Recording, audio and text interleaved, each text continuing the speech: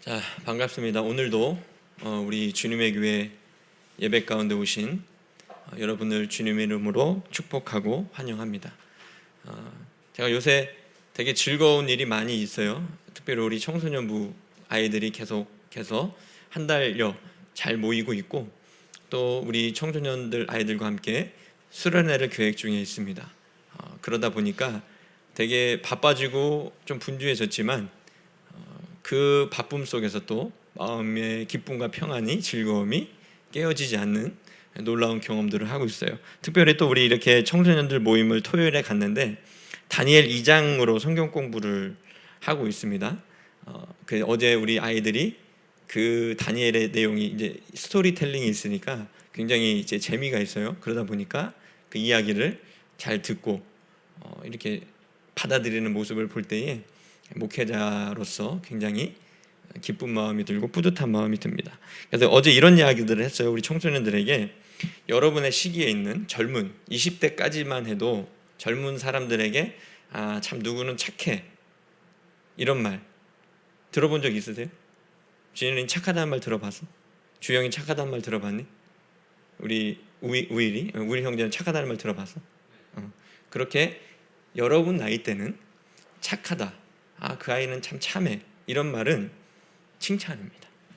왜냐하면 좋은 성품을 칭찬해 주는 거예요. 하지만 지금 목사님의 정도의 나이가 됐고 이런 정도의 어떤 리더가 되었을 때에 그 사람은 그냥 착해, 이거는 칭찬일까요? 욕일까요? 그건 욕입니다. 착해. 물론 착하지 말라는 거, 이 말을 오해하시면 안 돼요. 저도 착한 사람이에요. 여러분 동의하지 않으실지 모르겠는데 저의 마음과 저의 중심은 따뜻한 사람입니다. 하지만 그 착하기만 해서는 안 되는 거예요. 그래서 왜 이 말을 하냐면 사람은 어느 한쪽으로 치우치기 쉽기 때문에 보통 착하기만 하면 일을 잘 할까요? 무능해요. 착하기 때문에. 반대로 성격이 좀 못되고 괴팍하면 유능한 경우를 좀 보게 됩니다. 그 왜 그럴까요? 좀 희한해요. 사람이 착하기도 하고 능력 있으면 좋잖아요. 근데 그러기가 쉽지 않아요. 대부분 착하면 좀 무능하고, 좀 성격이 괴팍하고 지랄 맞으면 유능한 경우를 좀 보게 됩니다. 그 왜 그럴 것 같아요? 사람은 앞에서 힌트를 줬잖아요. 어느 한쪽으로 치우치기 쉽기 때문에 그렇습니다.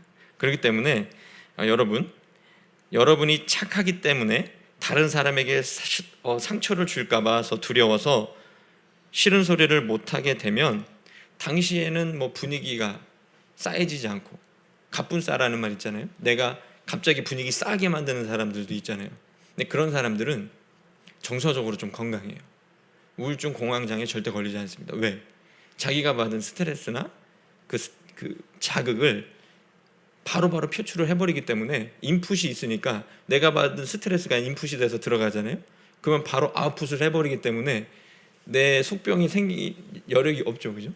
근데 착하면 대부분은 자기의 마음으로 품고 다른 사람에게 상처 줄까봐, 다른 사람에게 내가 못된 사람으로 비춰지는 것이 조금 걱정되기도 해서 착한 아이 컴플렉스로 인해서 싫은 소리를 잘 못하게 됩니다. 그런데 어느 정도 위치에서 리더로서의 일들을 감당할 때는 그렇게 착하기만 해서 물러 터져서는 그 공동체와 조직을 이끌어 갈 수가 없어요. 가정에서도 마찬가지입니다. 아이들을 키울 때도 마찬가지예요. 만약에 제가 정말 착하고 좋은 사람이라 아이들에게 사랑만 줘요.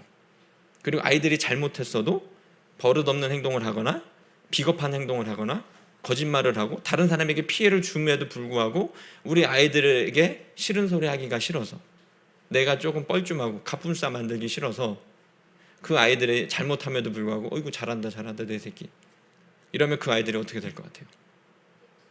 어떻게 될 것 같아요? 삐뚤어져죠. 그건 아주 표현이 좀 거칠 수도 있지만 몹쓸 인간으로 자라게 될 거예요. 지밖에 모르는, 다른 사람 배려할 줄 모르는. 그런데 반대로 생각해 보십시오. 아이들에게 사랑은 주지 않으면서 잘못된 것을 보았을 때 무조건 훈육하고 엄하게만 한다. 그럴 때는 어떻게 될 것 같아요? 아이들이 우울해지겠죠.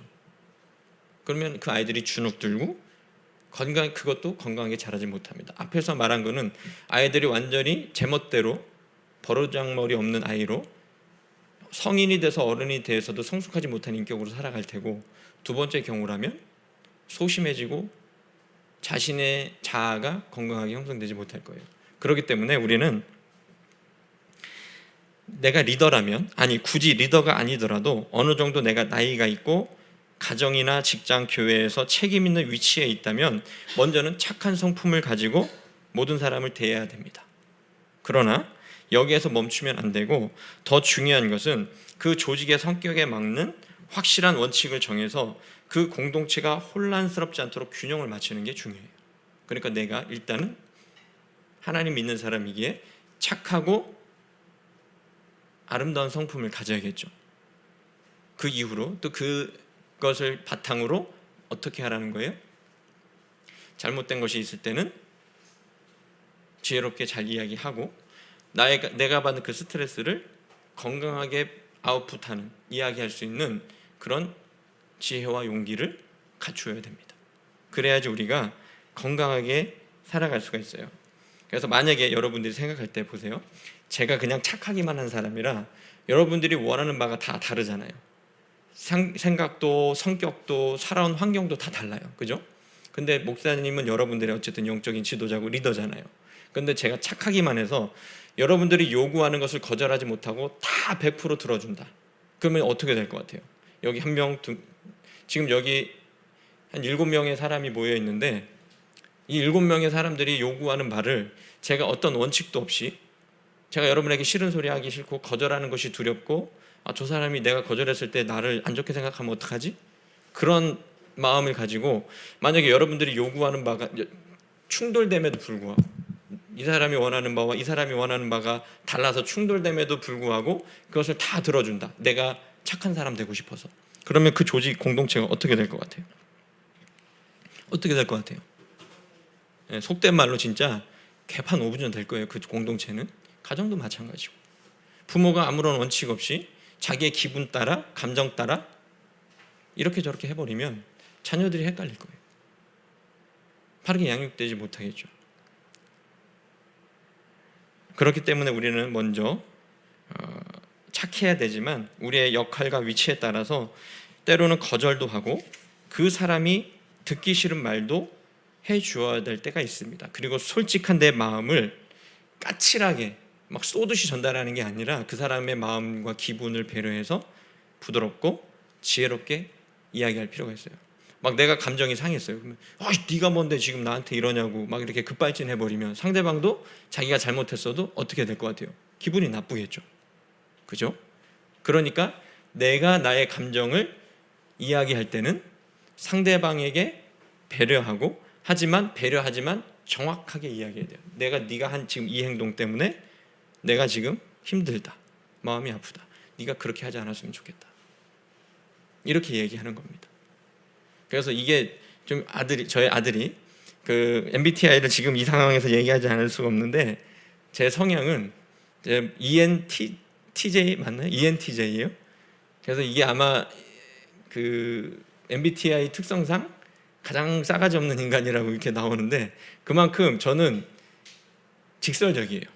감추지를 못하고 이렇게 좀 이렇게 표현을 잘하는 편입니다. 그러다 보니까 저에게 부족한 게 뭐냐면 상대방의 기분을 배려해서 이야기해요. 제가 그래서 아내한테도 사과했다고 그랬잖아요. 맞는 말이 다 맞는 말이 아니고, 맞는 말이 아니에요. 아무리 맞는 말을 내가 해도 상대방이 그것을 받아들일 수 없게 너무 과하게 까칠하게 이야기한다면 그것은 오히려 맞는 말이지만 맞는 말이 아닐 수가 있습니다. 그러기에 우리가 건강한 마음을, 아름다운 마음을 가지고 상대방에게 전달할 때 지혜로움이 필요해요. 지혜. 상대방에게 잘 이야기하고 내 마음도 상하지 않고 상대방의 감정도 존중해 줄 줄 알아서 지혜롭게 말할 수 있는 그 지혜가 필요한 것입니다. 그래서 왜 설교 서두에 이런 이야기를 하는지 여러분 궁금하시죠? 왜 제가 설교 서두에 이런 말씀을 드릴까요? 자, 우리 오늘 제목 한번 보실까요? 제목이 뭐예요? 한번 보셨으면 크게 여러분이 한번 읽어봅시다. 시작. 네, 용감한 지혜자입니다. 자, 우리가 보통 제가 그랬잖아요. 사람이 어느 한쪽으로 치우치기 쉽다고. 사람이 용감하면 지혜가 딸릴 때가 있어요. 그러니까 피지컬이 좋으면, 운동 좋아하면 대부분 운동과 책을 좋아하는 사람이 그렇게 많을까요? 두 개를 동시에 좋아하는 사람이? 그렇지 않아요. 내가 지적인 걸 좋아하면 책을 많이 보고, 몸을 쓰는 걸 좋아하면 운동 같은 걸 많이 해서 피지컬이 좋아집니다. 그러니까 용감한 사람은 지혜가 딸리기 쉬워요. 그렇지만 반대로 그렇게 얘기하면 지혜로운 사람은 뭐가 부족할까요? 용기가 부족한 경우를 많이 보게 됩니다. 앞서 이야기한 대로 착하면 무능하고 좀 못되고 괴팍하면 유능하다. 이런 맥락과 비슷한 거죠. 그죠? 지혜로우면 용기가 부족하고 용감하면 지혜가 좀 딸리는 이런 경우가 봅니다. 그래서 사람은 저마다 장점도 있고 단점도 있어요. 그리고 자기가 잘하는 것이 있으면 잘하지 못하는 것도 있잖아요. 그죠? 그래서 하나님은 공평하시기 때문에 어떤 인간에게도 그 모든 것을 몰빵해서 주지 않습니다. 완전 슈퍼맨 같은 사람이 없어요. 그죠? 이 사람은 이걸 잘하고 근데 이게 좀 아쉬워. 그런 느낌이 있잖아요. 그죠? 그렇게 우리는 모든 사람에게 하나님은 우리에게 조금 부족하게 하셔서 서로에게 부족하게 하셔서 서로 돕고 아름다운 공동체를 이루어 갈 수 있도록 합력해서 선을 이루도록 그렇게 하셨어요. 내가 다 완벽하면, 진짜 내가 하나님처럼 완벽하면 다른 사람과 더불어 살아갈 필요가 있을까요? 아니죠. 왜냐면 내 혼자도 완벽한데, 그죠? 그냥 내 잘났다고 살 거예요. 하지만 나에게 부족한 것이 있기 때문에 다른 사람이 필요한 겁니다. 저도 저의 장점이 있지만 저의 치명적인 단점이 굉장히 많아요. 그래서 저는 참 감사하게도 제 아내가 저의 그러한 단점, 치명적인 단점을 보완해주는 반려자로서 저에게 많은 도움을 주고 있습니다. 그리고 여기에는 여러분, 정말 저의 부족하고 연약함이 있음에도 불구하고 여러분들이 그것을 참아주시고 여러분들이 저를 존중해 주시기에 우리는 또 이렇게 아름다운 믿음의 공동체를 이루어갈 수가 있는 것이죠. 그래서 어떻게 보면 오늘 말씀의 제목은 용감한 지혜자? 지혜로운데 용감해? 이것은 상상 속의 존재일 가능성이 큽니다. 그죠? 그런 사람 혹시 보신 적 있어요? 막 피지컬도 좋고 막 싸움도 잘하고 용감한데, 운동도 잘하고 용감한데 거기에 지혜까지 있어. 똑똑하기까지. 박사인데 막, 여러분 혹시 이제 보디빌더 중에 그 격투기 선수 중에 그 막 챔피언 같은, 그죠? 정찬성 우리나라에서 그래도 좀 잘 하는 선수잖아요. 진짜 그런 박사의 학위를 가지고 그렇게 격투기도 세계 챔피언에까지 올라갈 정도로 가진 사람이 있을까요? 이렇게 생각하면 좀 이해하기 쉬우시죠? 그러지는 쉽지 않아요. 이런 용감한 지혜자는 마치 유니콘이나 드래곤, 용과 같은 실존하지 않은 이상적인 환상 속에나 있을 법한 존재입니다. 그런데 여러분, 사도행전을 우리가 오늘 읽은 본문 말씀을 보면 용감하지만 지혜롭고 또 지혜롭지만 용감한 사람이 등장해요.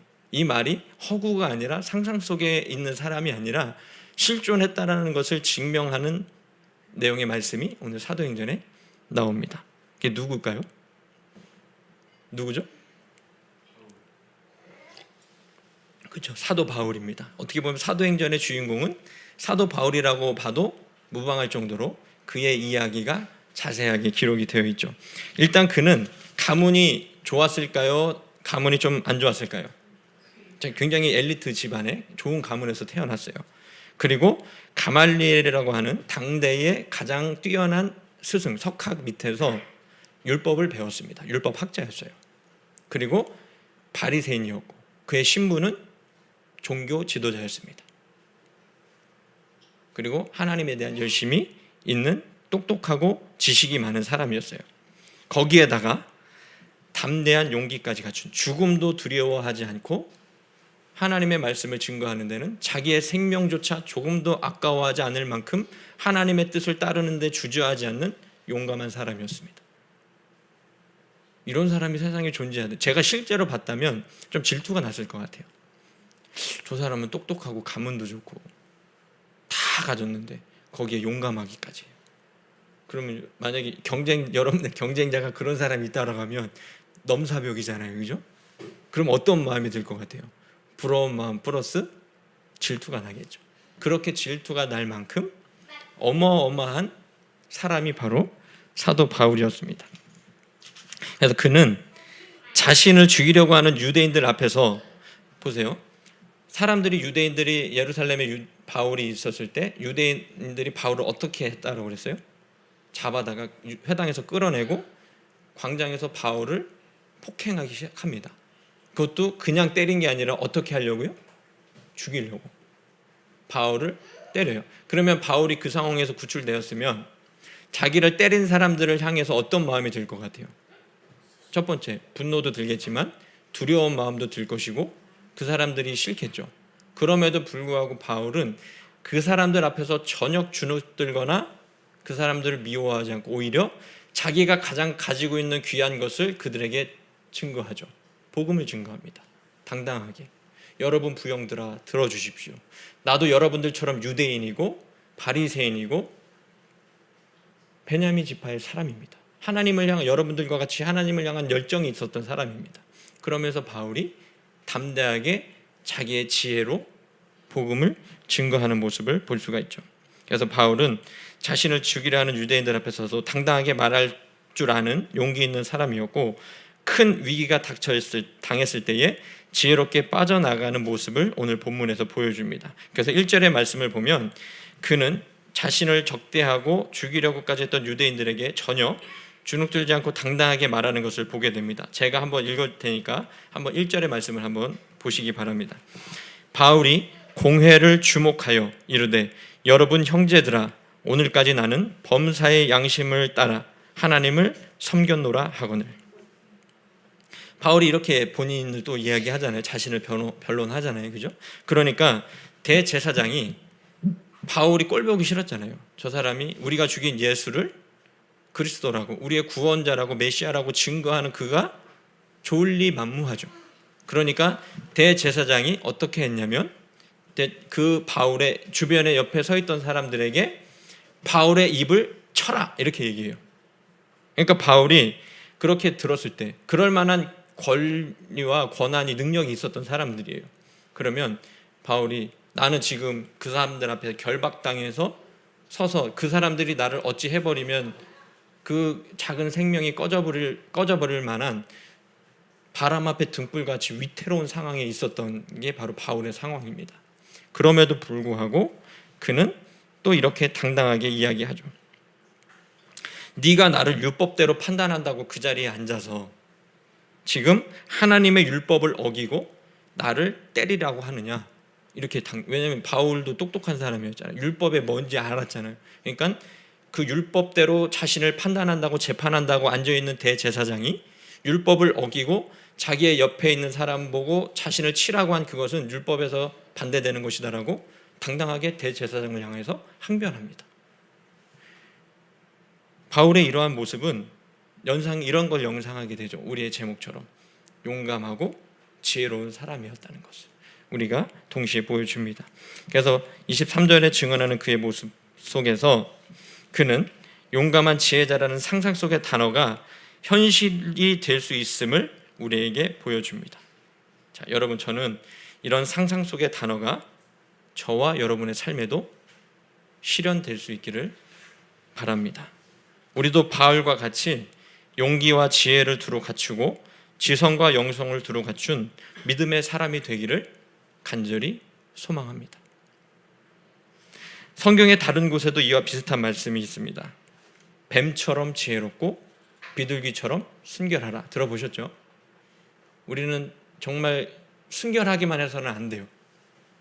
그러면 우리는 우리의 지혜가 부족하면 순결한 우리를 악한 사람들이 좋지 않은 사람들이 우리를 그 순결을 더럽힐 것입니다. 우리를 괴롭힐 것이에요. 하지만 지혜롭기만 하고 순결하지 못하면 그 사람은 오히려 더 또 나쁜 짓을 많이 할 수 있겠죠. 그래서 오늘 이거 말씀을, 이 뱀처럼 지혜롭고 비둘기처럼 순결하라는 이 말씀을 오늘 말씀의 맥락에 맞게 말한다면 이렇게 또 이야기할 수 있을 겁니다. 뱀처럼 지혜롭고 사자처럼 용맹해라. 이 말로 우리가 생각해 볼 수도 있을 겁니다. 앞서 말했지만 사람은 누구나 자기가 잘하는 것에 특화되어 있어서 한쪽으로 치우치기 쉽습니다. 우리는 우리가 부족한 것을 인정하고 그것을 보완해서 균형 잡힌 그리스도인들이 될 수 있기를 바랍니다. 그러기 위해서는 먼저 나의 약점과 연약함을 바르게 알고 그것을 인정하는 용기가 필요합니다. 먼저 용기가 필요해요. 내가 잘하는 게 있잖아요, 그렇죠? 근데 잘하는 것은 그렇게 크게 신경 쓰지 않아도 돼요. 왜냐하면 이미 나의 몸에 배어서 그것이 좋은 장점으로 계속해서 나에게 발현되기 때문에 크게 신경 쓰지 않아도 됩니다. 하지만 나의 단점과 약점은 늘 마음에 품고 그것을 이겨내려고 우리가 하는 용기가 필요한 것이죠. 그래서 사람은 누구에게나 약한 부분이 있어요.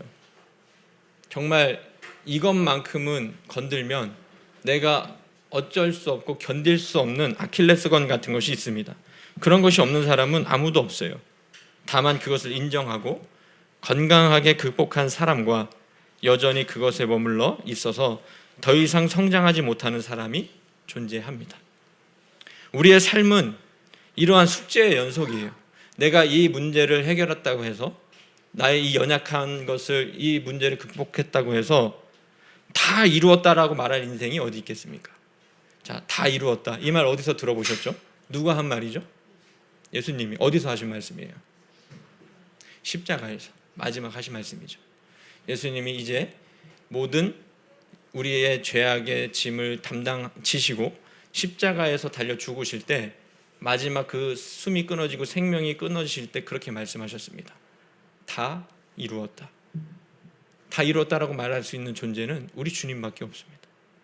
내가 이 문제를 넘었고, 나의 이 연약함을 해결했고, 내가 정말 누군가 나의 그 건들면 터져버릴 것 같은 그 아킬레스건을 건드렸던 그 아킬레스건도 내가 극복했는데도 불구하고 다 이룬 것이 아니에요. 내가 살다 보면 또 뭐가 생길까요? 또 나의 연약함, 나의 부족함이 우리의 삶 가운데는 계속해서 내가 정말 죽을 때까지 또 다른 문제를 우리는 마주해야 합니다. 이게 바른 거예요. 하나님 믿는다고 그런 게 없다는 게 아니에요. 이건 기독교 신앙 아닙니다. 하나님 믿었기 때문에 내 삶에 아무런 문제가 없다? 세상에 그런 게 어디 있어요?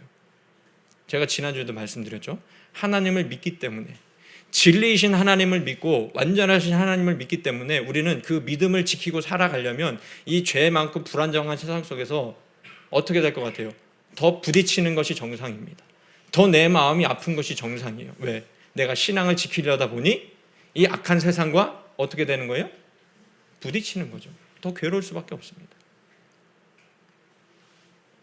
그렇게 우리는 하나님이 필요한 것이고, 하나님이 우리를 붙들어 주시고 그의 안에 거하고 머물 때 우리에게는 그러함에도 불구하고 여전히 내 삶에 문제가 있고 나의 연약함이 있고 도저히 내가 넘어설 수 없는 거대한 산과 같은 아픔과 상처가 나에게 있다 할지라도 우리는 하나님 안에 머물 때 참된 평안과 진정한 승리를 이룰 수가 있는 것입니다. 여러분, 하나님을 믿는다면 담대하십시오. 용기를 가지고 지금 우리에게 닥친 모든 문제와 어려움을 이겨낼 수 있기를 바랍니다. 두 번째, 우리에게 필요한 것이 있어요. 이렇게 나의 약점과 연약함, 나의 상처와 아픔을 솔직하게 인정할 수 있는 용기가 있다면 두 번째 또 필요한 것이 있습니다. 뭘까요? 용기 다음에 뭐죠? 지혜입니다. 우리에게 필요한 것이 지혜입니다. 6절에 보면 바울이 그곳에 모인 사람 유대인들이 일부는 사두개인이었고 또 다른 일부는 바리새인인 줄 알았습니다. 그래서 이렇게 외치죠. 6절의 말씀입니다. 제가 읽을 테니까 한번 보십시오. 여러분 형제들아, 나는 바리새인이요 또 바리새인의 아들이라. 죽은 자의 소망 곧 부활로 말미암아 지금 내가 여기 서서 신문을 받노라 이렇게 얘기합니다. 자, 이 말을 이해하기 위해서는 여러분이 잠시 설명이 필요합니다. 이 말을 다 이해하시는 사람 있어요? 바울이 왜 갑자기 이 얘기했는지 아시나요? 바울이 신분으로는 뭐였다고 그랬어요? 그도 처음에 바리새인이었죠. 그러니까 사두개인과 바리새인이 모여 있었잖아요, 그죠? 이때 당시에 종교 지도자는 크게 두 계파가 있었어요. 지금으로 따지면 천주교와 기독교 이런 정도일 겁니다. 그냥 좀 다르지만 결은 다르지만 그렇게 이해하시면 쉬울 것 같아요. 더 쉽게 여러분에게 설명을 드릴게요. 이 사두개인과 바리새인의 관계는 정치적인 것도 종교적인 것 플러스 정치적인 것까지 연결돼 있었어요. 그렇기 때문에 이들의 관계는 지금 우리나라에 거대 두 정당이 있죠. 어느 정당이죠? 민주당과 국민의힘. 마치 바리새인과 사두개인은 민주당과 국민의힘이 대립하는 정도로 아주 치열하게 첨예하게 대립하고 있었던 그런 계파였습니다. 그래서 그들의 차이점은 뭐 때문에 그렇게 둘이 싸우고 첨예하게 대립했냐면 부활이 있느냐 없느냐. 부활이 있다라고 말하는 것은 바리새인들이고 부활이 없다라고 이야기하는 것은 사두개인이에요. 그리고 똑같이 하나님을 믿는 겁니다. 하지만 하나님을 믿는 방식이 교리가 이렇게 달랐어요. 그리고 천사가 있느냐 영이 있느냐 이것이 있다라고 말하는 쪽은 바리새인이었고 없다라고 말하는 쪽은 사두개인이었어요.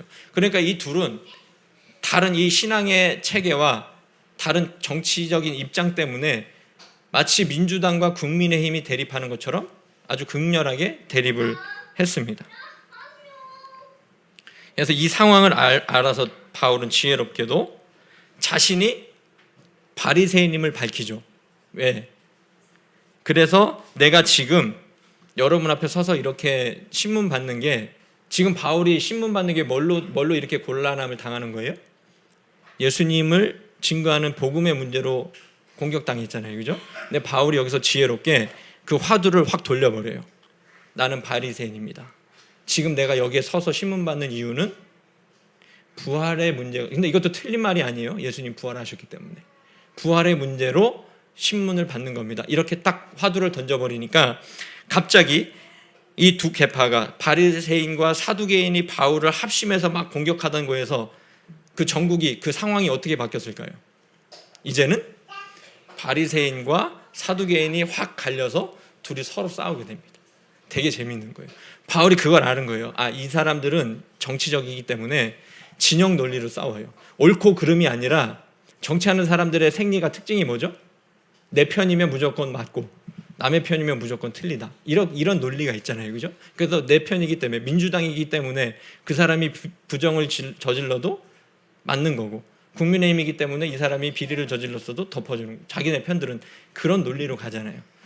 똑같아요. 고대나 중세나 지금이나 정치하는 사람들의 생리와 논리는 진영 논리예요. 옳고 그름은 그 사람들에게 중요하지 않습니다. 그러기에 바울은 그것을 알았기 때문에 바리새인들의 그 감정을 툭 걷는 거예요. 나 바리새인인데 나 좀 도와달라. 그러니까 바리새인들은 어떻게 됐을까요? 예수님은 온데간데 없어. 우리 편이 공격받네? 저 사두개인들을 공격해야지 하고 확 돌아선 겁니다. 무슨 상황인지 이해되시죠? 그러니까 바울이 지혜롭지 못한 사람이었다면 그것을 알았을까요? 그것을 이용할 수 있었을까요? 절대. 바울은 그들이 그런 상황 속에서 바울이 그런 생각을 하지 못했을 겁니다. 그래서 이제는 정치적인 세력이기 때문에 자신들이 처음에 어떻게 바울을 세웠는지를 잊어버리고 두 계파가 서로 충돌해서 아주 치열하게 싸우기 시작해요. 그러니까 로마의 천부장이 지금 바울을 보호하고 있었잖아요, 그죠? 그러니까 바울이 그 두 계파의 치열한 싸움 속에서 찢겨질까 두려워, 바울이 큰 해를 당할까 봐 두려워서 그를 안전한 곳으로 피신시킵니다. 자, 우리는 용기를 가지고 당당하게 그 문제와 맞설 수 있는 용기도 있어야 됩니다. 그죠? 또 때로는 이렇게 지혜롭게 그 문제를 헤쳐나갈 줄도 알아야 됩니다. 오늘 설교 제목인 용감한 지혜자는 제가 바울을 평가한 말입니다. 아마 이런 말 들어보신 적은 있을지 모르겠지만 일단 제가 설교 준비하고 본문을 읽으면서 야, 이런 사람이 있을까? 이건 진짜 상상 속에나 존재하는 인물 같은데 지혜로운데 용감하네. 용감하지만 또 지혜롭구나. 그래서 이러한 평가가 바울에게만 해당하지 않기를 바랍니다. 저와 여러분도 하나님께서 함께 하시고 성령께서 우리의 마음을 주장하시고 붙들어 주신다면 우리도 얼마든지 용감한 지혜자가 될 수 있습니다.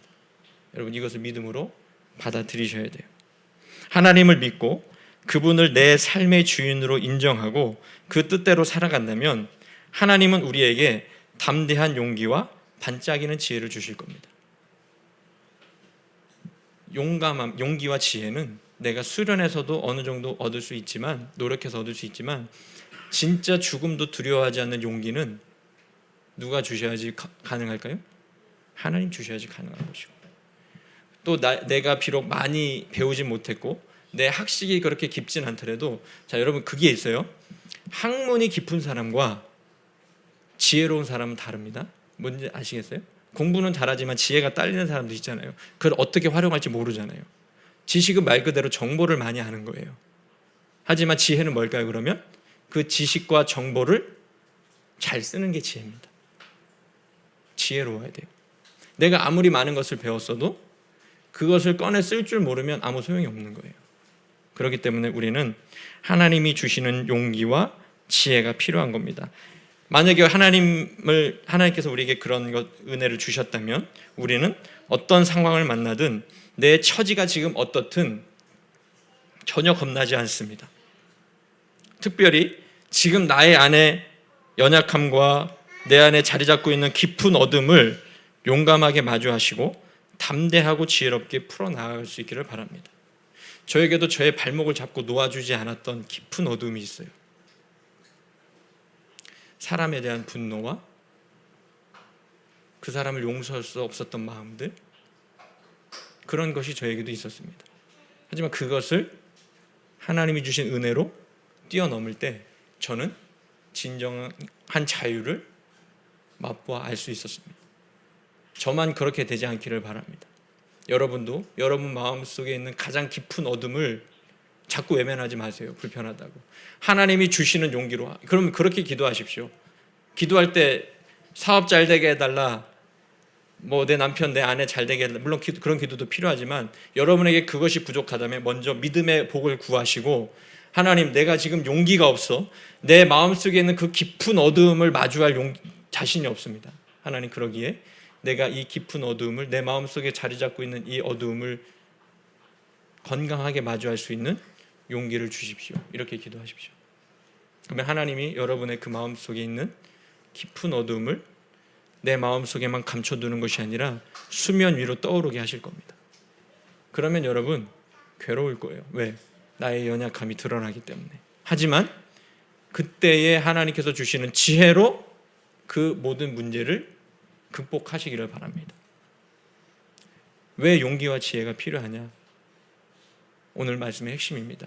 내가 용기가 있어야 나의 깊은 어둠을 건강하게 마주할 수 있어요. 그러면 그 어둠이 수면 위로 떠오를 겁니다. 그럴 때 뭐가 필요한 거예요? 지혜가 필요한 겁니다. 하나님이 주신 지혜로 그 어둠을 이기고 극복하셔야 됩니다. 그래야 여러분이 더 높은 하늘로, 하나님이 주신 은혜로 비상에 나아갈 수가 있는 것입니다. 자, 우리 주님의 교회는 하나님이 주인 되시는 교회입니다. 또 모든 성도가 행복한 교회이고 이웃을 섬기는 교회입니다. 이 세 가지가 우리 교회의 핵심 가치입니다. 분명한 것은 하나님이 우리의 삶의 주관자가 되시고 주인이 되셔야 두 번째 가치, 행복한 성도가 될 수 있는 겁니다. 그리고 내가 행복한 평안한 믿음을 갖고 있어야 이웃들과도 바른 관계를 맺어갈 수 있는 것입니다. 내가 마음이 건강하지 못한데, 내 마음에 다른 사람을 향해서 내밀어 줄 수 있는 에너지와 힘이 없는데 어떻게 다른 사람들과 건강하게 관계를 맺을 수 있겠습니까? 가장 중요한 것은 하나님이 나의 주인 되심을 분명히 하십시오. 그리고 그 하나님이 주시는 지혜와 용기를 가지고 행복한 삶을 누리십시오. 나와의 관계를 바르게 가지시고 그 다음에야 이웃들과의 관계가 바르게 세워져 갈 겁니다. 이거 절대 잊지 마십시오. 그 이후에 우리 교회가 비록 개척된 지는 얼마 되지 않았어요. 그러기에 아직 여러분들이 서로가 친밀한 교제는 없을 겁니다. 우리가 각자 다 다른 모습이고 우리 이제 주변을 둘러보시면 아마 처음 보는 분들도 많이 계실 거예요. 하지만 우리가 아직 친밀한 교제가 부족하지만 그렇기 때문에 먼저 각자가 하나님을 믿는 믿음 안에서 바로 서기를 바랍니다. 그래야 주변 사람들과도 건강하게 관계를 맺어갈 수가 있는 것이죠. 그 이후에 우리가 아름다운 성도의 교제를 이어간다면 우리 교회에서부터 하나님의 나라가 이루어질 것입니다. 그리고 이러한 영향을 받아서 여러분 각자의 마음에도 여러분의 가정에도 하나님의 나라가 임할 것입니다. 여러분이 이곳에 찾아온 것 같지만, 그죠? 여러분이 우리 교회에 나오신 것 같잖아요. 누구의 소개로 또 내 마음이 통해서 이 자리에 나와 있는 것 같지만 아닙니다. 하나님이 여러분을 인도해 주셨고 이끌어 주신 것입니다. 하나님이 우리를 부르셔서 자신의 아들과 딸로 삼아 주셨고 그 주님의 날개 아래 안전한 곳에 거하라고 말씀하신 것입니다. 이제 우리는 주님이 이끄시고 인도하시는 곳이라면 어디든지 나아가는 용감하고 지혜로운 성도가 될 수 있기를 주님의 이름으로 축원합니다.